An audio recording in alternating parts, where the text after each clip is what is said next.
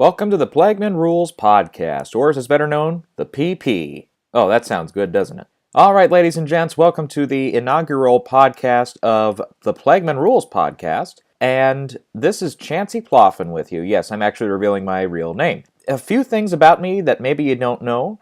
I enjoy eating ice cream, and I enjoy a nice pair of slacks.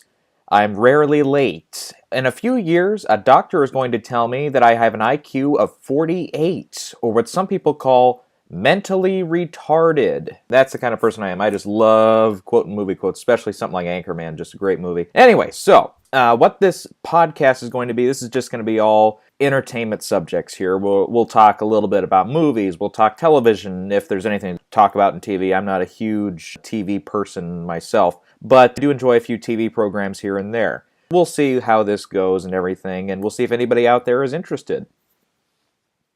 Okay, today is Saturday. We just saw the Justice League trailer drop. I feel like I need to give a little bit of an introduction as far as my feelings on the DCEU, as it's known, or the DC Extended Universe. I think that's what they call it, isn't it? Okay, screw it. It's the DC Cinematic Universe. That's all it is. Anyway, so Man of Steel came out in 2013. I'll tell you what, this is a movie that I don't hate, but at the same time I can't give a recommendation to. It's probably the best film they've done so far, but that's not saying a whole hell of a lot. For every good moment in the movie, there's a bad moment that kind of cancels it out. Like the Zod stuff at the end, when Zod is getting ready to kill these people, and Superman steps in and has to snap his neck, and then he's left with the feeling of, I kind of just committed genocide in a way.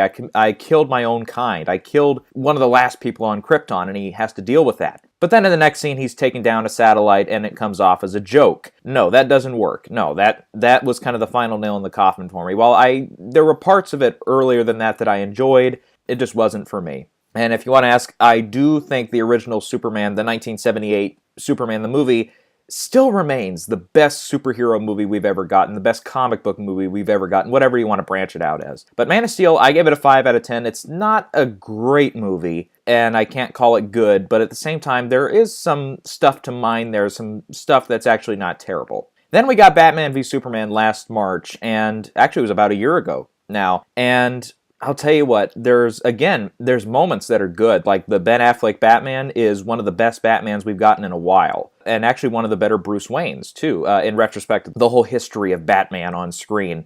I can't call it a good movie. The Lex Luthor stuff was bullshit. The whole ending was crap. With the Superman death stuff, I just didn't get it. We know Justice League is coming. We know Superman's going to be a part of it. Henry Cavill's already signed on the dotted line. So what the hell are you killing him off for just to have him come back in a few months? It's ridiculous. The Wonder Woman stuff worked. While Gal Gadot I don't think is the best actress ever, she worked as Wonder Woman for what she did in the movie.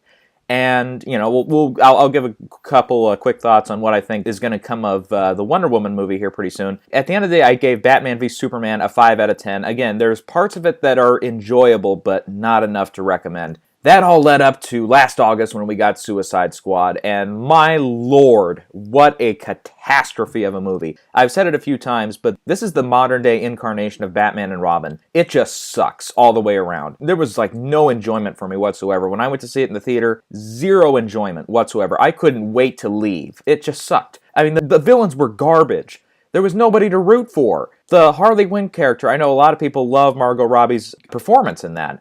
I just saw it was a just bland interpretation of what was already created well in the animated stuff. I'm not a huge fan of the animated Batman series. I haven't seen the whole thing or anything, but I thought basically all that she was doing was impersonating what was on the cartoon.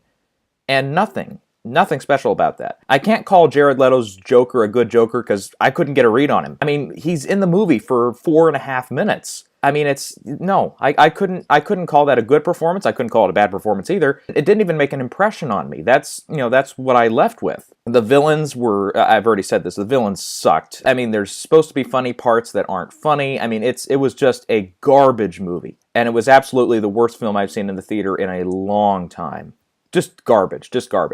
And that one, I had bought into the trailers. The trailers looked really good, especially the Bohemian Rhapsody trailer. It looked like the movie looked like fun. It was anything but fun. The same thing happened with me with Man of Steel, where I liked the trailers a lot and the movie disappointed me. So Batman v Superman, the trailers, I was mixed on. I didn't really enjoy them, but I said I'll give the movie a shot. And turns out, it was a 5 out of 10. It wasn't garbage, but there were parts of it that kind of worked. And then Suicide Squad, I ended up giving that movie a 2 out of 10. That one, yeah, it's bad, really bad.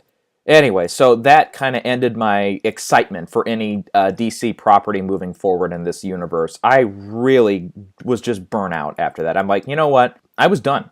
I was done with this DC universe, and now we've got Wonder Woman on the horizon. It's a couple months away, and the trailers, you know what? For what they've done, they've given us all the action beats. They've given us, all sorts of fun stuff in that regard. I do see improvement in Gal Gadot as an actress, I think, in this one. Now that she kind of cracked her teeth a little bit on the Batman v Superman experience, maybe she can come forth with a really solid performance as Wonder Woman in her standalone movie. But at the same time, we're getting the same vibe as the Suicide Squad for me, which was in the trailers, yeah, you're showing all your heroes, you're showing all your action scenes, you're showing all this and all that, but you're not showing the villains. The same thing is happening now with the Wonder Woman trailers. No idea who the villain is. No iota who it is. No iota what it's going to be like. That worries me. I mean, at least the Marvel trailers and the Marvel movies, for the most part, while not all of them are great, some of them are, just okay, at least they give us a vibe of what the villain's like, even if the villain ends up being, not very memorable, like the Mads Mikkelsen one, or whoever the villain was in Guardians of the Galaxy. I can't even remember at this point. Oh, Ronan the Accuser, that's right.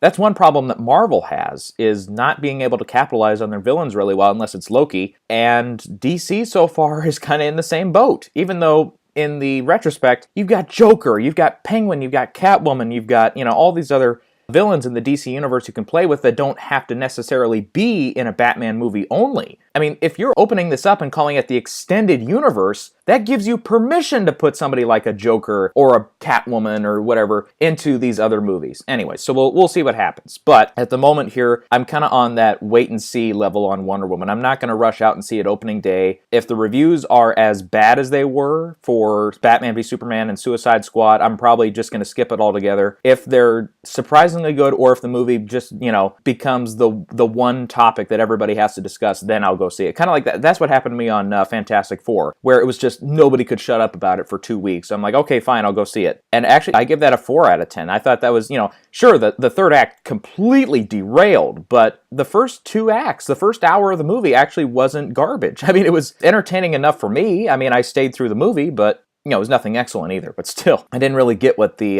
whole hubbub was about until we got to that last half hour there or so.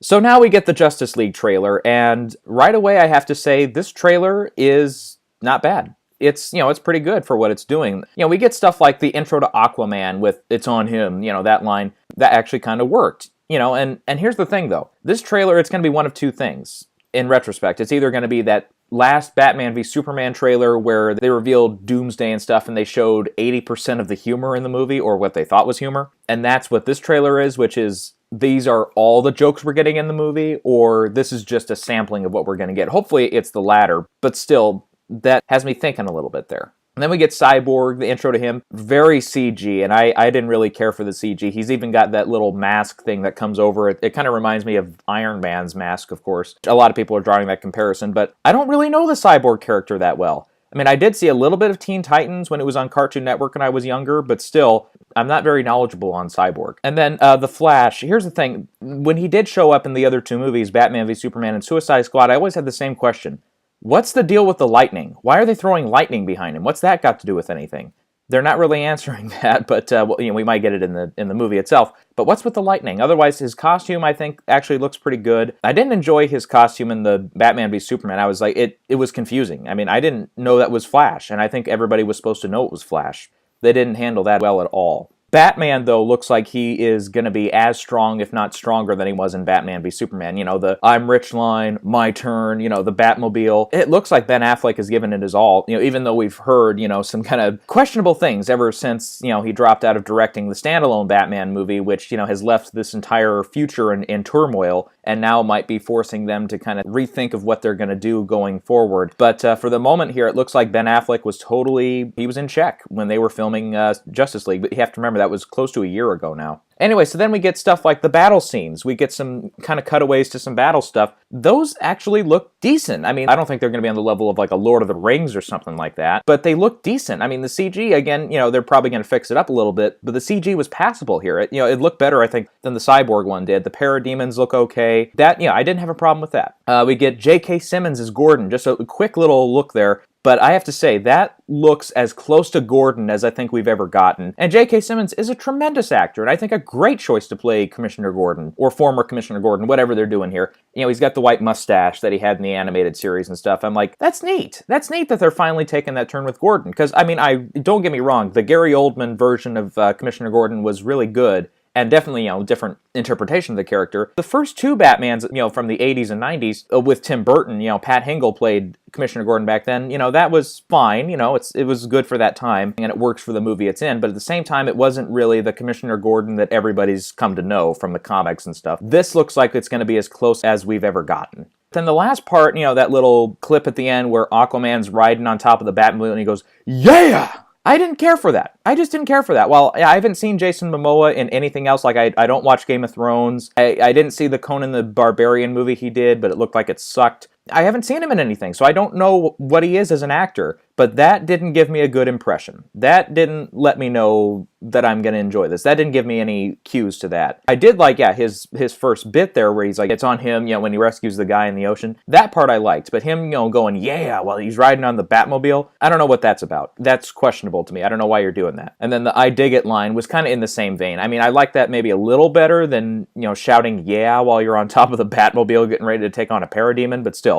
We'll see where it goes from here. By the way, we got a little stuff at Comic-Con last July. I don't count that as a trailer. That's like a special footage kind of deal. You call that a trailer, that was a god-awful trailer because all it was just 3 extended clips. That's not a trailer, guys. That's extended footage. This was a trailer. This gave us a sense of what the movie's going to be. It gave us a few different scenes. It gave us a little glimpse into the action, into the characters and everything, while not making it, just one big scene. That's a trailer. That's a trailer. Yeah, we'll see where they go from here, but again, I'm kind of done with this DC Cinematic Universe unless they really turn it around here in the next couple of movies. Then, maybe I'll get my excitement amped back up. But at the moment here, that's how I feel about that. One thing you might remember from my earlier days here on YouTube when it was just me with the video and everything was I like to do movie reviews. So this might be a good opportunity to get back on the bandwagon there with some movie reviews. So in the last week here, I've seen a couple of different movies, and they are the live-action remake of Beauty and the Beast and the horror thriller Get Out.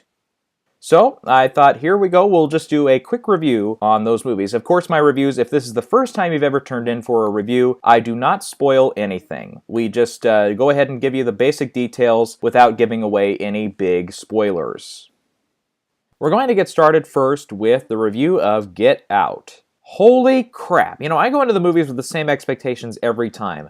Just don't suck. It doesn't matter if the film is touted as an Oscar contender or if you go in with a really high or really low rating on Rotten Tomatoes. Well, I mean, the 99% on the site is actually accurate for this movie. This is incredible. Jordan Peele is most well known for his work on the comedy sketch show with Keegan-Michael Key, also known as Key and Peele, and this has really opened the door of opportunity for himself with this impressive directorial debut. I mean, I was over the moon for Lights Out last year, which I thought was an instant classic in the genre. Not only does Get Out beat it, but this might end up being the best horror film we get for years to come. So yeah, if you've seen the trailers or TV spots, you get the basic gist. A mixed couple, black man and a white woman, go to upstate New York to meet her parents for the first time. Chris, the guy, is initially nervous, but Rose, the gal, assures him that they're open to their relationship. When they arrive, Chris finds out that 2 black servants are at the house as well, and their at times bizarre behavior surprises him. On top of that, he feels uncomfortable with the highly educated parents and siblings to Rose, and his worst fears of them just being not open to his being black and dating Rose turns out to be the least of his problems. This is a movie where the less you know going in, the bigger the reward is when the shocking moments come, so I won't go any further as far as the plot goes.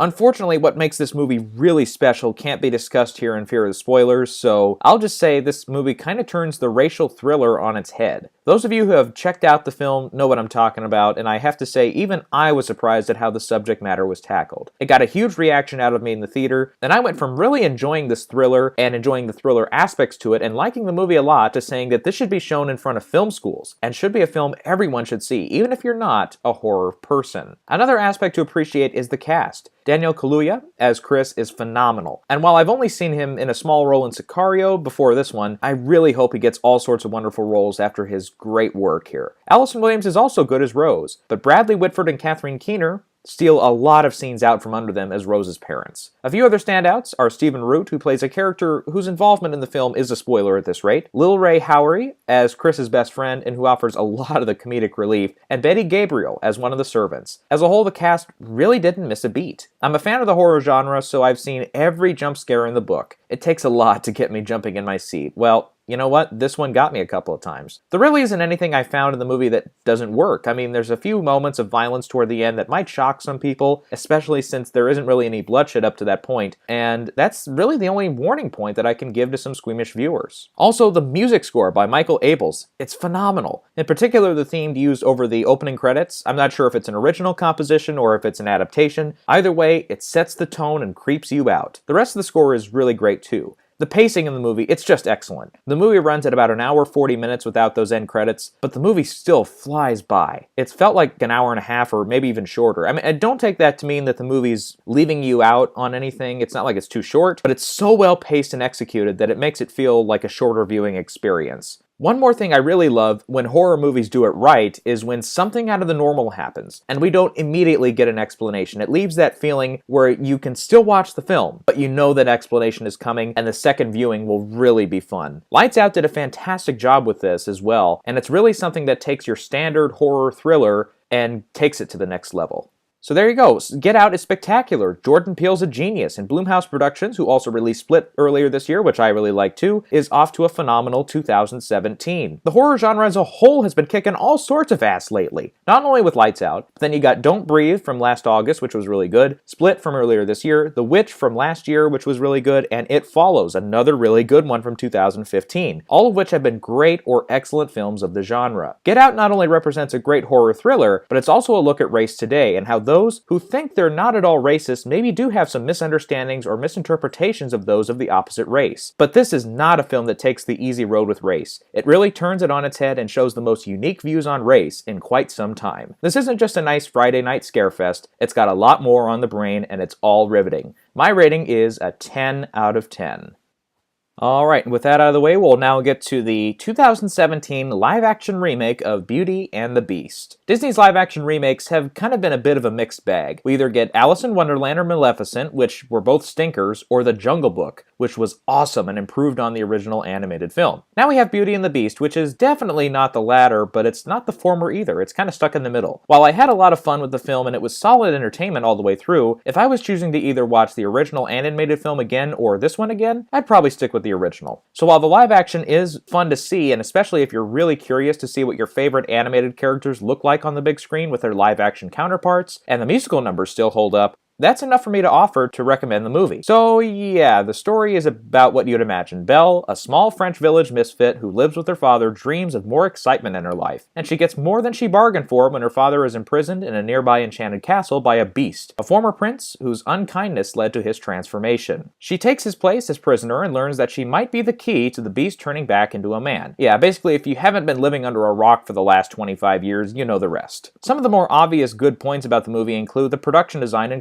costume design, which might be early favorites to be nominated or even win next year's Academy Awards. The costumes in particular really strike the viewer. Whether it's the famed yellow dress that Belle fits into in the famous dance sequence, or the villager's garb, it's all really great. The cast for the most part is pretty good. Emma Watson definitely looks the part of Belle, and while she's not a Broadway level singer, she still handles the songs well. Dan Stevens does his best as the Beast, and while the singing was a rare improvement on the original, the motion capture performance wasn't anything groundbreaking and was actually kind of distracting. Luke Evans, while not as bulky as the original illustrations of Gaston, is probably the standout of the cast. The singing works, the selfishness of his character is excellent, and overall there really isn't a false note in the performance. He's that fun type of villain that you love to hate, and he's a great addition to the film. Another standout is Kevin Kline as Maurice, Belle's father. He's a lot more fleshed out than his animated counterpart, and this is, again, one of the rare cases where the fleshing out really improves the character and perhaps brings some more emotional moments into play. Josh Gad Dion had a lot of fun as LeFou, and seriously, the whole openly gay conversations and controversies are over nothing. Literally, there's one shot where he dances with a man that's played off for laughs and some comments that are much of the same. I don't know why you have to ban it from theaters or have a whole country ban it. So if you were on the fence about seeing this just because of the openly gay conversations, you really don't have anything to worry about. Then you have the voice work of Emma Thompson, Ewan McGregor, Ian McKellen, and others, and all of them do what they can to bring the CG characters to life. The singing is good from all of them, especially Thompson on the title song and McGregor with this new version of Be Our Guest. I did mention there are a couple of improvements on the original, and one of those is actually a new song from the Beast, Evermore. And while its placing is kind of awkward, it's a well-written and performed addition. How Does a Moment Last Forever, another new song, is also great, especially as it's played over the end credits, covered by Celine Dion. These are all good additions that do indeed improve on the original film. However, there are a couple of things to complain about. There's an enchanted object that's introduced late into the second act that's used as a device to help Belle warm up to the Beast, and it seriously creates the biggest plot hole I think I've ever seen. Those who have seen it know what I'm talking about, and while I have to say I get what it was there for, it's never seen again, and it could have been used to make things a lot easier in the ending of the movie. There's also a couple of scenes here and there that are just for padding. I mean, the film runs at just under 2 hours or so without the end credits, and at times it does slow the film down, especially when there's no musical numbers blasting on the soundtrack. I also thought the designs of Cogsworth and Lumiere in particular just didn't appeal to me. The wardrobe didn't translate well at all in story or design, and the same goes with that feather duster that Lumiere has his little fling with. Also, there's a few characters in the village that show up out of nowhere in the third act, and all of a sudden we're supposed to feel attached and care about them, and that just didn't work. Plus, there's a completely pointless scene early in the movie where Belle is chastised for teaching a young girl how to read. Again, I got what it was there for, a further example of how Belle doesn't fit into the small village, but we just had a whole 5-minute song about that. Move on! Plus, there's no payoff or anything. It's not like the young girl learning how to read saves the village or anything. I mean, there's a couple other examples like this, but I think you get the point. Oh, well, I think that's about all I've got to say for this one. I mean, its highs are really high, and its lows drag down the film, but there's more highs than lows. The strong elements definitely overcome the flaws. The music remains great, a few of the additions really do help, but overall, again, I think I prefer the original animated film, and I do think this is a worthy addition to the canon of Disney live-action remakes. My rating is an 8 out of 10. I don't want this inaugural podcast to go on for too long, so I think we're going to cut it off there. Let me know in the comments if you enjoyed this at all. I mean, I'm kind of just trying this for the first time. We'll see if this is maybe just a one-time deal or if I even post it at all, but we'll see what happens here. I am open to kind of doing like a questionnaire kind of thing. Like if you have any questions, you know, if you say, hey, how'd you think about this? Or what were your thoughts on that? You can leave a comment and leave a question there. Or if you do have a question that you think needs a little more explanations or you want to attach something to it, I do have an email address that you can send that to. That's going to be plagmanrulespodcast@gmail.com. Let me spell that out for you just in case. It's PLAGMANRULES podcast@gmail.com. You can send any questions, any comments, suggestions there as well. Don't be afraid to do that. And don't be afraid to leave a like or, again, a comment there, even if it's not a question. Let me know if there's any improvements you think could be added to the podcast here. Anything that you'd like to see, any suggestions, anything. I'm open to any suggestions here. So I think that's going to do it. We'll see how this goes. We'll see if anybody enjoyed it or not. Again, thanks for joining me on the Plagman Rules podcast.